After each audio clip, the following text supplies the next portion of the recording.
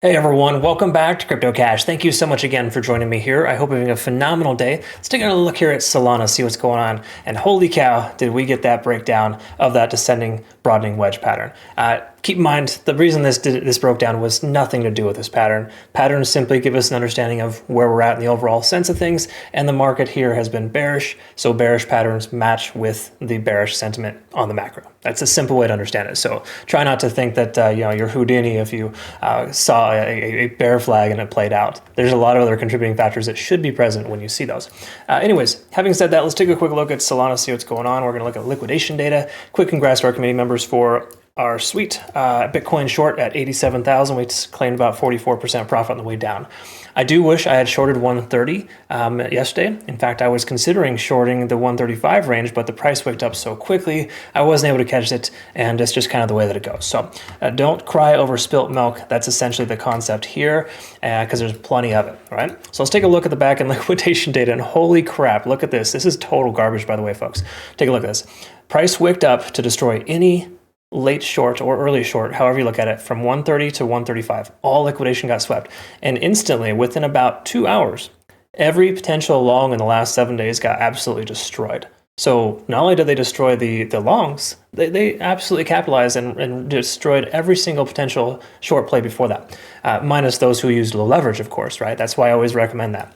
So that is manipulation 101, folks. Pump the price action up, even though they knew it was going to be bad news. They pushed the price action up, trapped late longs, and everybody got fully railed on that one. So we are now approaching our double bottom at the 110 range. So this is not a good look for this coin. Hypothetically, you could buy the dip here around 110 and be okay. I'm going to consider adding to my spot bag in that range. But once more, you need to recognize that manipulation is prudent, understanding manipulation is prudent, and making sure that you recognize that even though all the technical analysis tells us we should go down further, it'll probably go up because of that. That's just kind of the market they're in right now, okay? So now that everyone's late shorts, look at this here, 2 billion in shorts now. There's a solid chance we see a bit of a relief rally to the previous high, which I think is at 120 to 125 range, as discussed previously. So just note that that's a present reality here, but the technical analysis, I could probably even save you the time. It's going to be bearish here today, right? So we want to let's see if we can identify some support and resistance levels. So I do hope you stick around for the important stuff, but the key takeaway here is that everything's bearish, should go down. Shorting right now is probably going to be a much better consideration than taking a long. That's just the concept. But every time I say that, the prices are extremely bearish. The price instantly recovers as if it never happened.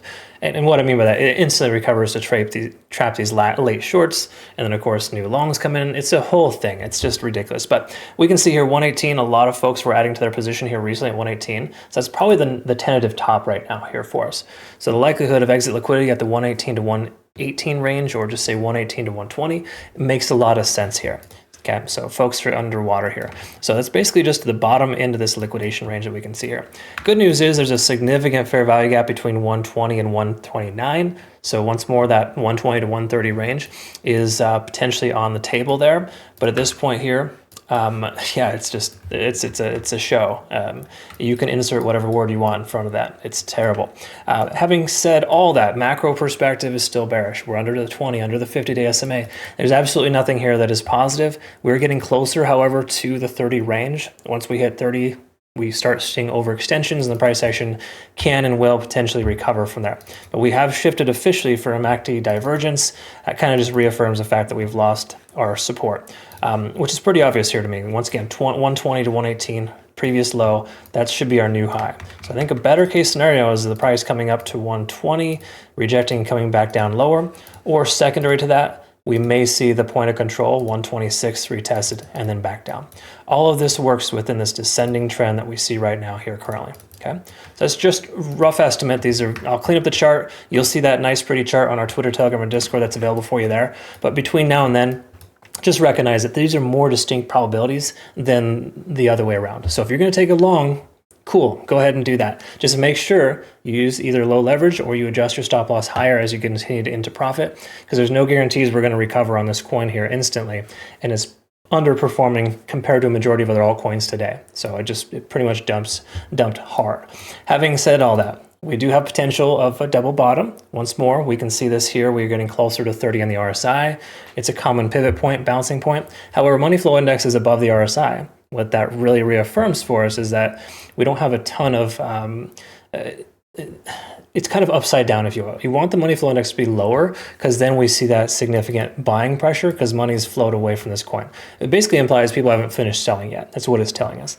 So I don't really like buying into that. I don't like taking longs. So, in hindsight, if we kind of look at the macro perspective here, we can see that there is some support in this current range, okay?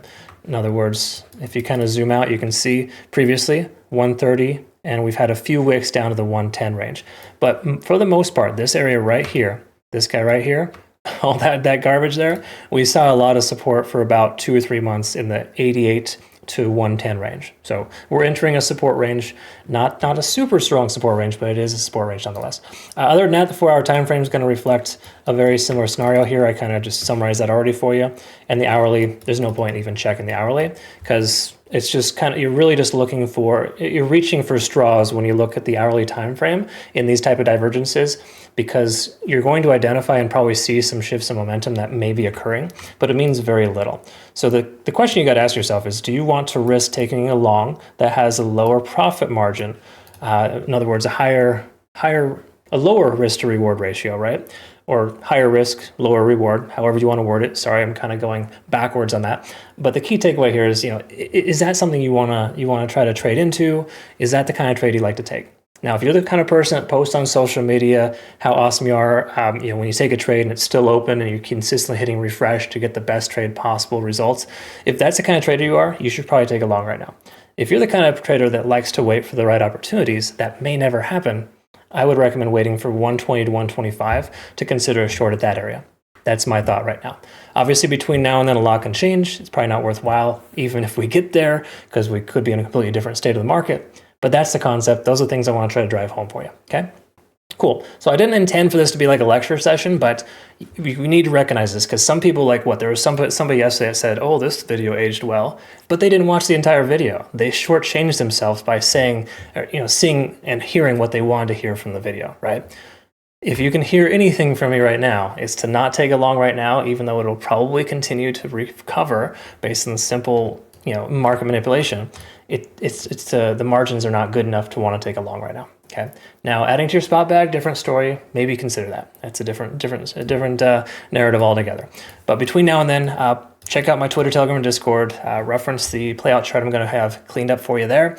And obviously, comment below. Let me know your thoughts on Solana. Where are you at? What do you plan to do? That's the more important thing. We got to kind of band together and work together. Make sure you join us over on Twitter, Telegram, and Discord too. Discord is a lot more vibrant and vocal lately. So people are coming in there, reaching out. We're all working together to kind of find this common goal. So it's a good experience. Appreciate you being a part of that. I look forward to working with you either way. Have a good rest of your day. Thanks so much for your time. We'll see you soon.